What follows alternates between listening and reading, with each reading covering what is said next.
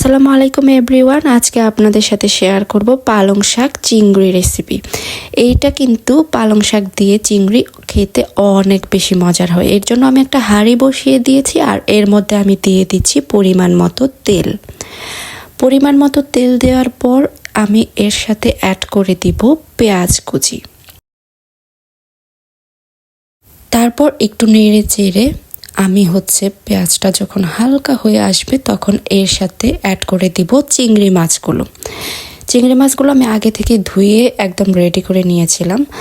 এখন আমি চিংড়ি মাছ আর পেঁয়াজটাকে তেলের মধ্যে একটু হালকা ভেজে নেব, বলতে একটু নেড়ে চেড়ে নেব। নাড়তে নাড়তে এক পর্যায়ে দেখবেন এটাতে পানি উঠে আসবে। তো আমি খুব ভালো করে ভেজে নিচ্ছি পেঁয়াজ কুচি আর চিংড়ি মাছটাকে।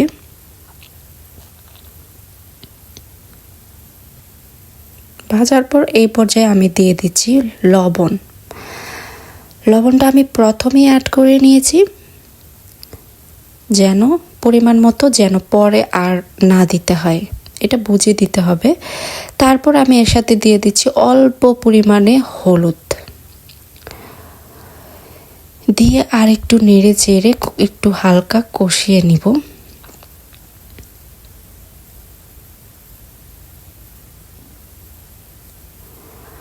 কষানোর পর আমি কিন্তু এর সাথে অ্যাড করে দিয়েছিলাম মরিচের গুঁড়ো, কিন্তু আমি সেটা ক্লিক নিতে পারিনি, দুঃখিত। তারপর আমি দিয়ে দিব কুচি করে রাখা পালং শাকগুলো।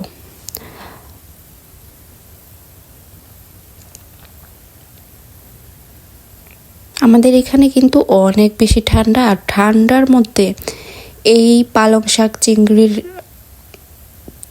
রেসিপিটা খেতে কিন্তু অনেক বেশি ভালো লাগে গরম ভাতের সাথে। তো আমি সবগুলো শাক দিয়ে দিয়েছি, দিয়ে একটু হালকা নেড়ে চেড়ে দিয়েছি। তারপর দেখতেই পাচ্ছেন শাকগুলো কিন্তু অনেক বেশি ছিল। হালকা ভাব হওয়ার পর এখন শাকগুলো কিন্তু কমে আসছে। তো আমি একটু ভালো করে নেড়ে চেড়ে দিচ্ছি, সব কিছু একসাথে মিক্সড করে দিচ্ছি। মিক্সড করার এক পর্যায়ে দেখতে পাচ্ছেন কতটুকু ঝোল উঠে এসেছে। তো শাক থেকেই কিন্তু পানি বের হয়, আমি কোনো পানি অ্যাড করিনি। তারপর এভাবে নেড়ে চেড়ে আমার শাকটা কিন্তু অলমোস্ট হয়ে এসেছে। তারপর আমি এর মধ্যে কাঁচামরিচ অ্যাড করে দিয়েছিলাম, সেটারও ক্লিক নেওয়া হয়নি, এটাও দুঃখিত আমি।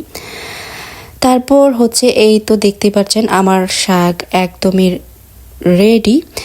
এইটা খেতে কিন্তু